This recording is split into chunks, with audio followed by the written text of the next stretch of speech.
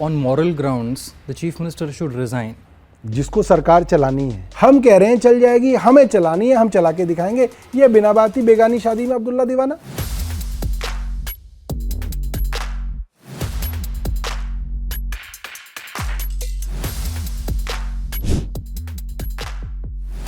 अमित शाह जी पर्चे बांट रहे थे गलियों में, उसके बाद दिल्ली के लोगों ने वोट दिया। तो इनको मालूम है कि चुनाव में ये अरविंद केजरीवाल से नहीं जीत सकते, इसलिए किसी तरीके से जो है छल कपट से उनको उस कुर्सी से हटाना चाहते हैं। ये आदमी शरद चंद्र रेड्डी किंग पिन है। 10 नवंबर 2022 को ईडी ने इन्हें गिरफ्तार कर लिया, तब भी अगले नवंबर में आपने उनसे 50 करोड़ रुपए ले लिए। Mr. Manish Sisodia, Mr. Satyendra Jain, now Mr. Kejriwal, do you think the party as a whole is going to be able to take so many blows at the same time and stand strong?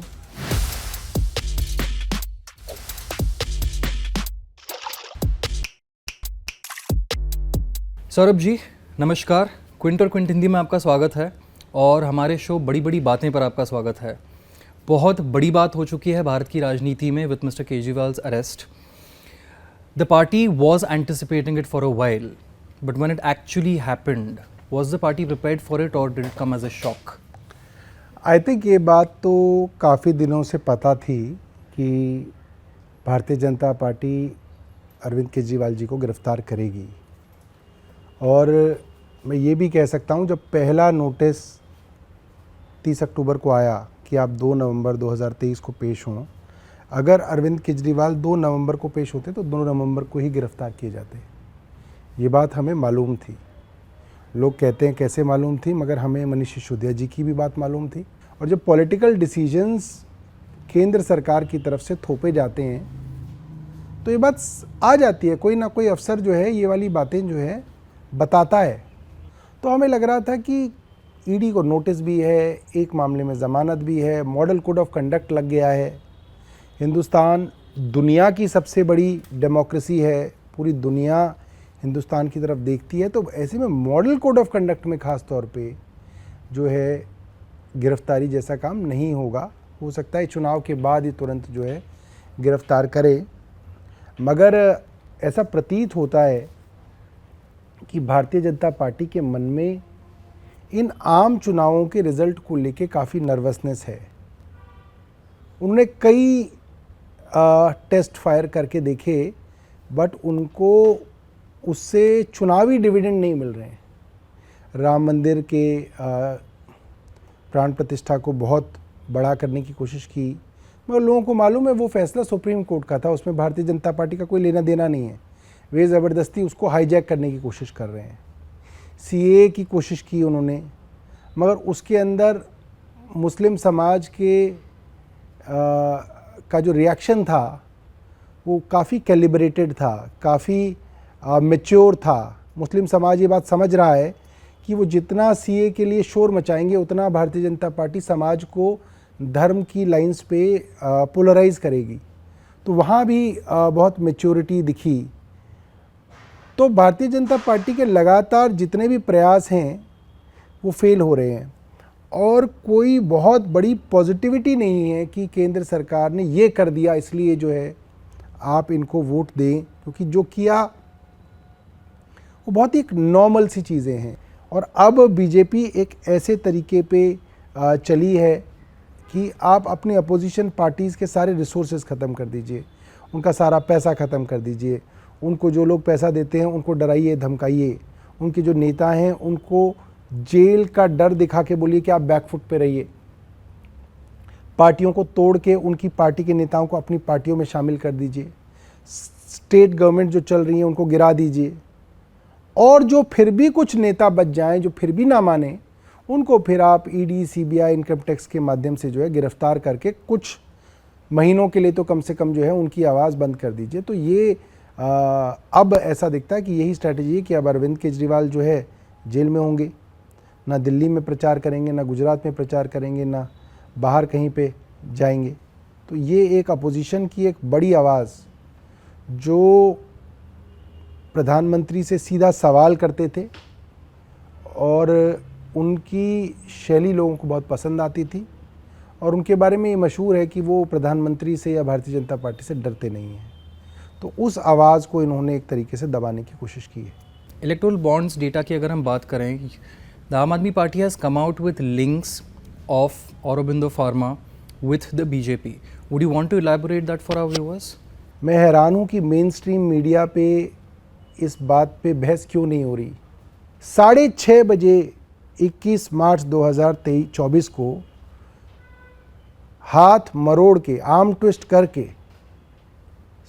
Supreme court ने ये list website पे डलवाई और ठीक उसी समय लगभग अरविंद केजरीवाल जी के घर पे ईडी दस्तक दे रही थी और फिर अरविंद केजरीवाल ही चल रहे हैं टीवी पे और अखबारों में। इलेक्टोरल बॉन्ड की बात को दबाने की कोशिश की जा रही है। 9 बजे उनको अरेस्ट कर लिया गया। तो हेडलाइन मैनेजमेंट तो वो करने में सक्सेसफुल हुए। हेडलाइंस पे से उन्होंने इलेक्टोरल बॉन्ड को छुपा लिया। मगर कमाल की बात यह है कि अरविंद केजरीवाल के मामले में भी इलेक्टोरल बॉन्ड ही निकल के बाहर आ रहा है। जो शरद चंद्र रेड्डी हैं, जो इनके मेन जो बताते थे कि ये जो सबसे बड़े किंग पिन बताया गया, जिनको आप सोचिए, मैं आपको डेट्स के हिसाब से अगर आपको बताऊं कि ये जो पॉलिसी थी जिसको एक्साइज पॉलिसी बोलते हैं और बहुत प्रोग्रेसिव पॉलिसी थी, मैं आज भी बोलता हूं ये बात। ये पॉलिसी लागू हुई नवंबर 2021 में और ये पॉलिसी चली जुलाई 2022 तक।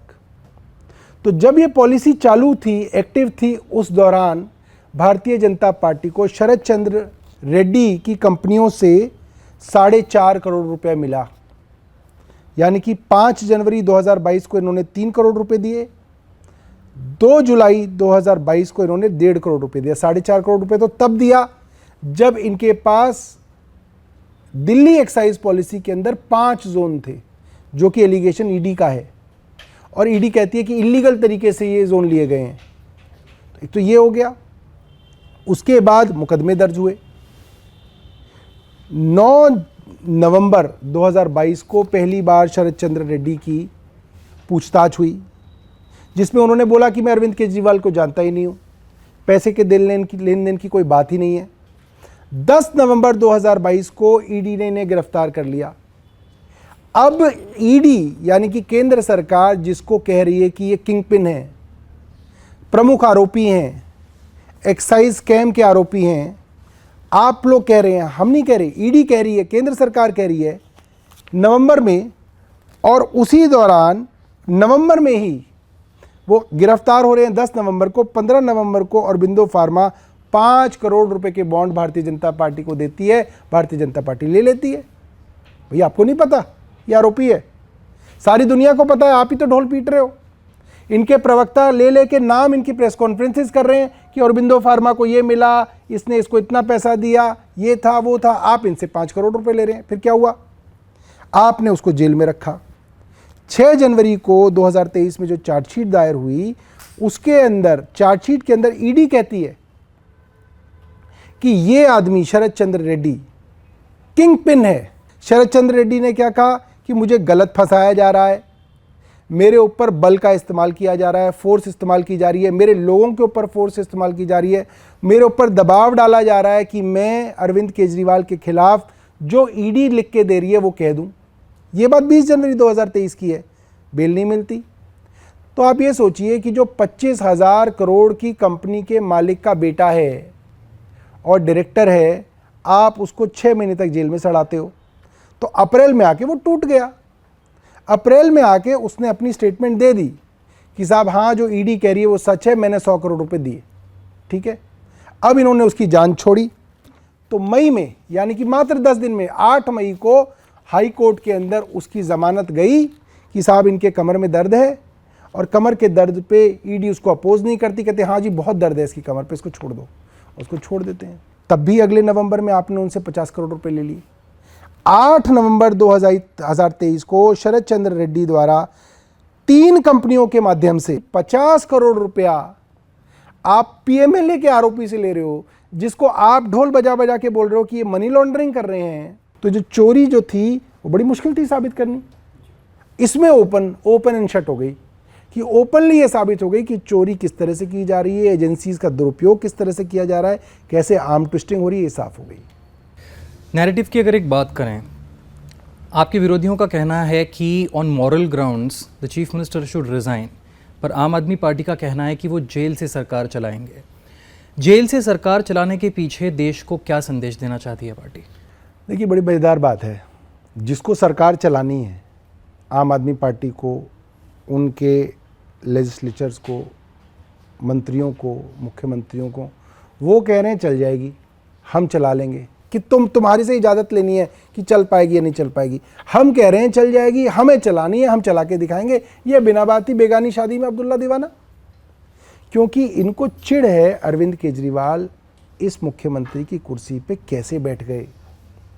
अमित शाह जी पर्चे बांट रहे थे गलियों में, उसके बाद दिल्ली के लोगों ने वोट दिया, 70 में से 67 सीटें दी हैं, फिर 62 दी हैं। इतना पोलराइजेशन दिल्ली में करने के बावजूद दिल्ली में 62 सीटें मिली, ये बहुत बड़ी बात है। तो इनको मालूम है कि चुनाव में ये अरविंद केजरीवाल से नहीं जीत सकते, इसलिए किसी तरीके से जो है छल कपट से उनको उस कुर्सी से हटाना चाहते हैं।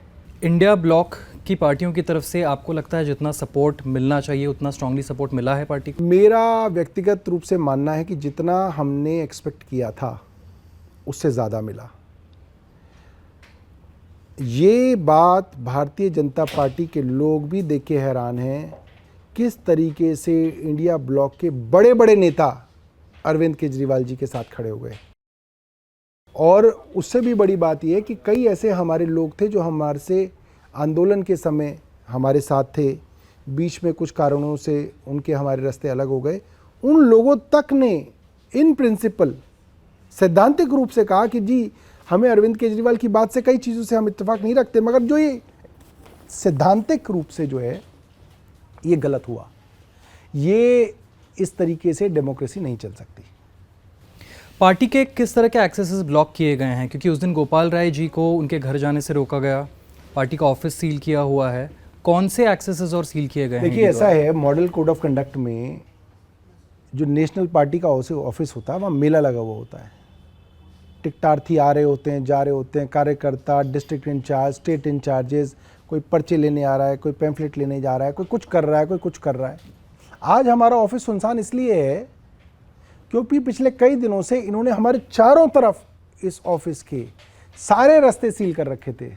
सब रास्तों पे पुलिस के पहरे और रैपिड एक्शन फोर्स और वो जो है हथियार लिए पुलिस वाले खड़े हुए थे।